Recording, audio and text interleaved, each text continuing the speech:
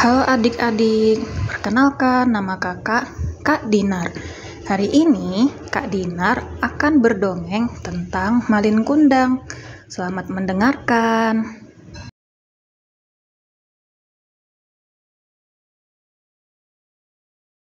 Pada zaman dahulu kala, ada sebuah cerita di sebuah perkampungan nelayan pantai air manis di Padang, Sumatera Barat. Ada seorang janda bernama Mande Rubayah. Dia hidup bersama anak laki-lakinya yang bernama Malin Kundang. Mande Rubayah sangat menyayangi dan memanjakan Malin Kundang. Malin kemudian tumbuh menjadi seorang anak yang rajin dan penurut. Ketika Mande Rubayah sudah tua, ia hanya mampu bekerja sebagai penjual kue untuk mencukupi kebutuhan dirinya dan anak tunggalnya. Suatu hari, Malin jatuh sakit keras hingga nyawanya hampir melayang. Namun, akhirnya ia dapat diselamatkan berkat usaha keras ibunya. Setelah sembuh dari sakitnya, ia semakin disayang. Mereka adalah ibu dan anak yang saling menyayangi. Saat Malin sudah dewasa, ia meminta izin kepada ibunya untuk pergi merantau ke kota. Karena saat itu sedang ada kapal besar merapat di pantai air manis. "Jangan Malin, ibu takut terjadi sesuatu denganmu di tanah rantau sana. Menetaplah saja di sini, temani ibu," ucap ibunya yang sedih setelah mendengar keinginan Malin yang ingin merantau. "Ibu, tenanglah, tidak akan terjadi apa-apa denganku," ujar Malin sambil menggenggam tangan ibunya. "Ini kesempatan, Bu, karena belum tentu setahun sekali ada kapal besar merapat di pantai ini. Aku ingin mengubah nasib kita, Bu. Izinkanlah," pinta Malin memohon kepada ibunya. "Baiklah, Ibu izinkan. Cepatlah kembali. Ibu akan selalu menunggumu, Nak," kata ibunya sambil menangis. Meski dengan berat hati, akhirnya Mande Rubayah mengizinkan Malin untuk pergi merantau. Kemudian, Malin dibekali dengan nasi berbungkus daun pisang sebanyak 7 bungkus. "Untuk bekalmu di perjalanan," katanya sambil menyerahkannya pada Malin. Setelah itu, Malin Kundang berangkat ke tanah rantau meninggalkan ibunya sendirian. Hari demi hari terus berlalu. Hari yang terasa lambat bagi Mande Rubayah. Setiap pagi dan sore, Mande Rubayah memandang ke laut. "Sudah sampai manakah kamu berlayar, Nak?" tanyanya dalam hati sambil terus memandang laut. Ia selalu mendoakan agar anaknya selalu selamat dan cepat kembali. Beberapa waktu kemudian, ketika ada kapal yang datang merapat, ia selalu menanyakan kabar tentang anaknya. "Apakah kalian melihat anakku si Malin? Apakah dia baik-baik saja? Kapan ia pulang?" tanyanya.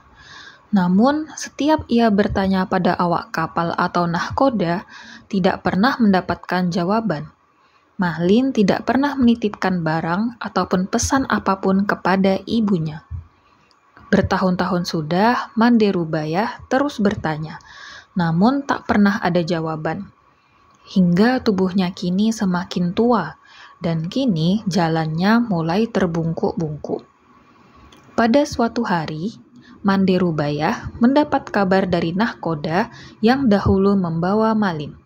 Nahkoda itu memberi kabar bahagia pada Mande Rubayah. "Mande, tahukah kau, anakmu kini telah menikah dengan gadis cantik, putri seorang bangsawan yang sangat kaya raya," ucapnya saat itu. "Malin, cepatlah pulang kemari, Nak. Ibu sudah tua, Malin. Kapan kau pulang?" rintihnya Pilu setiap malam. Mande Rubayah yakin anaknya pasti datang. Benar saja, tak berapa lama kemudian, di suatu hari yang sangat cerah, dari kejauhan tampak sebuah kapal yang megah nan indah berlayar menuju pantai. Penduduk desa mulai berkumpul.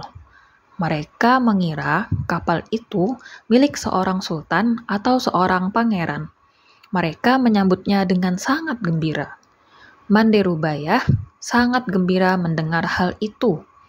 Ia selalu berdoa agar anaknya selamat dan segera kembali menjenguknya. Sinar keceriaan di wajah Manderubayah mulai menghampiri kembali. Namun, hingga berbulan-bulan semenjak ia menerima kabar dari Malin dari nahkoda itu, Malin tak kunjung kembali untuk menengoknya. Ketika kapal itu mulai merapat, terlihat sepasang anak muda berdiri di anjungan. Pakaian mereka berkilauan terkena sinar matahari. Wajah mereka sangat cerah dihiasi senyum karena bahagia disambut dengan meriah. Manderubayah juga ikut berdesakan mendekati kapal. Jantungnya berdebar keras saat melihat lelaki muda yang berada di kapal itu. Ia sangat-sangat yakin sekali bahwa lelaki muda itu adalah anaknya, Malin Kundang. Belum sempat para sesepuh kampung menyambut, Ibu Malin terlebih dahulu menghampiri Malin. Ia langsung memeluknya erat sekali karena takut kehilangan anaknya lagi. "Malin, anakku, kau benar anakku kan?" katanya menahan isak tangis karena gembira. "Mengapa begitu lamanya kau tidak beri kabar?" Malin terkejut karena dipeluk oleh perempuan tua renta yang berpakaian compang-camping. Ia tidak percaya bahwa perempuan itu adalah ibunya. Sebelum dia sempat berbicara, istrinya yang cantik itu meludah dan berkata, "Perempuan jelek inikah ibumu? Mengapa dahulu kau bohong padaku? Bukankah dulu kau katakan bahwa ibumu adalah seorang bangsawan yang sederajat denganku?"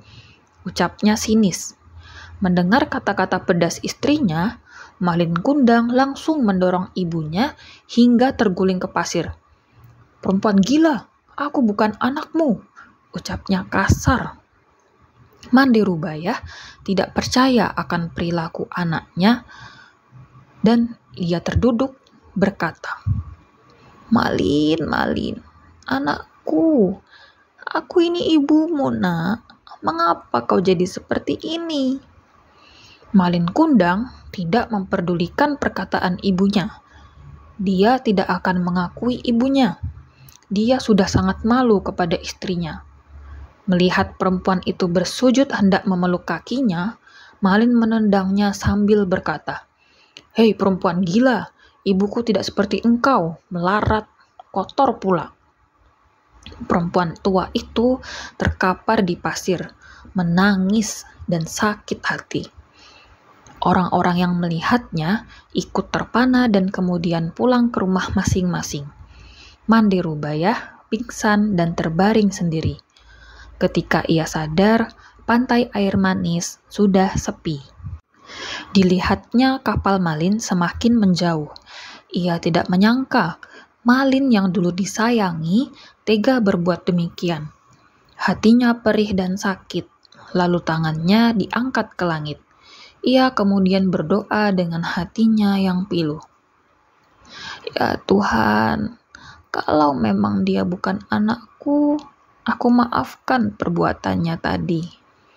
Tapi kalau memang dia benar anakku yang bernama Malin Kundang, aku mohon keadilan-Mu ya Tuhan," ucapnya pilu sambil menangis. Tak lama kemudian, cuaca di tengah laut yang tadinya cerah mendadak berubah menjadi gelap. Hujan tiba-tiba turun dengan teramat lebatnya.